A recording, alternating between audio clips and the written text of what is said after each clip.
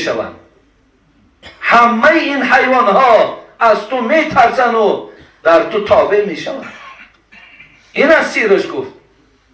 ما این درجات از خدا ترس یافتیم.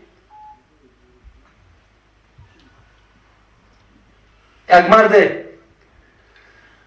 بسیار مردی میگوید بیراهه بود یا براهه بود، کتاب یادش نمیکنم، فقط نزدیکی مردنش که آمد بچه‌کاش جمع کرد و گفت بچه هم گفت من قبر میترسم، در قبر میگذارن، بسیار از قبر میترسم. چگونه حضرت عثمان از قبر میترسیدن.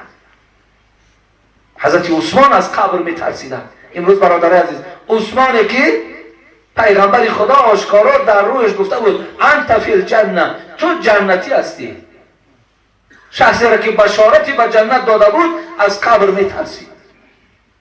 امروز ما قبر را میبینیم به خود نمیاییم، قبر را میبینیم عبرت نمیگیریم. حتی یبل لحیته، منذری در کتاب الترغیب و الترهیب میگوید که حضرت عثمان قبر را که میدید آنچنان گریه میکردی گویا که در بالای ریش های او باران باریده باشد، آنقدر گریه میکردن. این مردم از قبر بسیار میترسید است و بچه‌کاش گفته است بچه وقتی که اگر من از دنیا گذشتم، همون هندوها را میدانی که در تابوت میگذارن و آتش میزنن و خاکسترش برده بعد در دریا میپرتاین. منم گفت بچم هم تکنین، من آتش زنین، خاکستر ما برده در بیابان ها پرتاین. فکر میکرد این انسان نافهم که خدا این گردها را جمع کرده نمیتواند. همچنان بچه‌کاش وصیتش اجرا کردن، سوزاندن و این در صحیح بخاری میگذره این کیسه، سوزاندن و گرفتن خاکستر کردن و بردن بعد در بیابان پاشش دادن. الله ذوالجلال، اللهی که نباشی پیدا میکند، گردها را جمع کرد و پیغمبرمان حکایت دارد، جمع کرد و این بنده را راست کرد و گفت لما فعلت هذا، چرا این خیل کردی؟ چرا نگذاشتی که تو را در کفن جای کنن و آورده در درون قبر زیبا گذارند؟ چرا این خیل نکردی؟ قال من خشیتی که یا ربی انت تعلم، پروردگارا گفت تو میدانی، ذاتی تو آگاه هست که من به چی خاطر این وصیت کردم. به خاطر که با تو روبرو شدن می ترسیدم. به همین خاطر از جمله همون پدر بودم که در دنیا یک بار بچه من نگفتم نماز خوان، یک بار بچه من دلیاوی نشیدم که گویم ای بچم آخی شیشه های عرقی که در خانه آتت آورده مانده، آخی اگر ملائکه رحمتی خانه من نمیدرایم. بچه من مست میدیدم دلیاوی نمیشیدم که گومش بچه با همراه همین آدم های از تو ملس همنشین نباش، عرق نوش شد. من به خاطر خدا را دعا کنم که تو آنی فرزند بر من دهد که در پیری تو دستی من نگیری، نه عرق نوشی کنی. یک بار دلاور نشیدم گویم، اهمیت هم ندادم، پروا هم نکردم، گفتم گوری بچه هم جدا و گوری خودم جدا. هم تا شعار داشتم. دختر من میدیدم هزارها بچه ها را بیراه کرده بود، هزارها بچه ها به گردن و دست های او نگاه میکردم، زینای او را میدانستم، بی حیایی و بی حجابیش را میدیدم، چیزی نمیگفتم. از این خاطر که از خودم دلم پر بود که به این عملهای نادرستم پیشگاه خودم در عذاب میکشم. ای پروردگار، از ترس این کار من کردم. اگه مهربانی خدا را ببین، خدا چقدر به بنده هاش مهربان است، چقدر بنده را دوست می‌دارد. دوستداری او را در کتاب میارد که دوستداری پروردگار را در کتاب میارد که باره حضرت عمر میگوید از جنگ برگشتیم، همراه پیغمبر بودم، اسیرهای زیاد آوردیم، اسیر پلینیک بسیار آوردیم. بعدا در بینشان زنها هم بودن.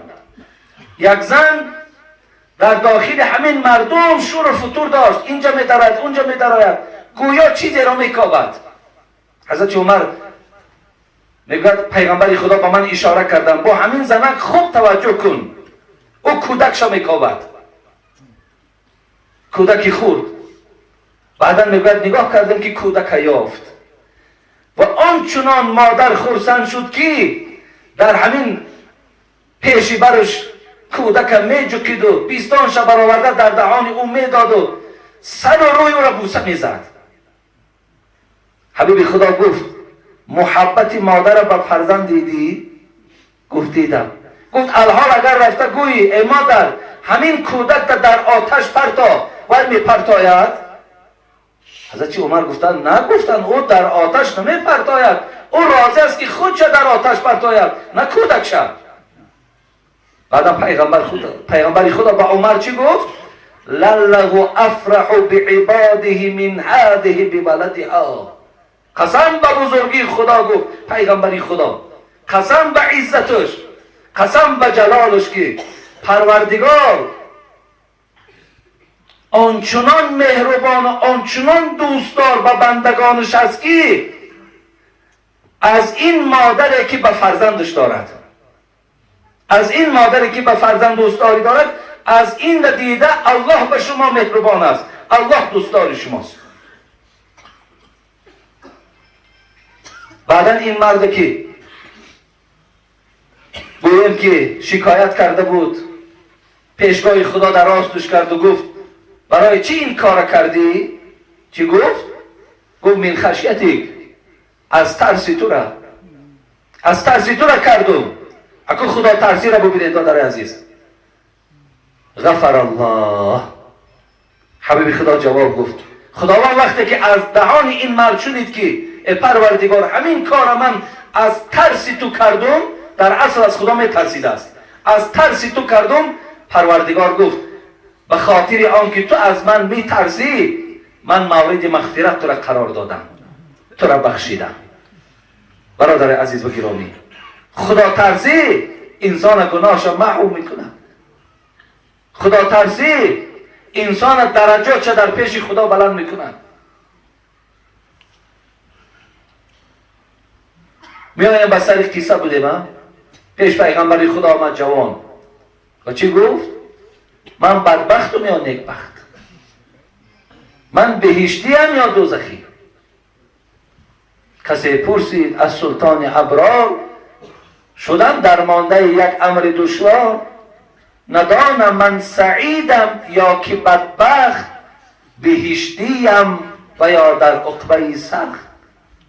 بگفت حضرت، خوب گوش کرد جوان او بعد جوابش کن. بگفت حضرت معالایی به هر دیگ، دلی خود عرضه کن در صحبتی نیک.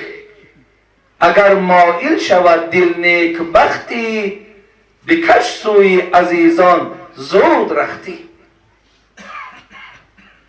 گفت برای آنکه دادری عزیز، جوانی مهربان، فهمی که تو بدبختی یا نیکبخت، تو بهشتی یا دوزخی، در همون محله هاتان وقتی که پند و نصیحت می شود، مثل که الان ما در رفته ایستاده است، وقتی آوازه شد که در فلان جا پند و نصیحت است، رو گفت در همون قوم اشتراک کن.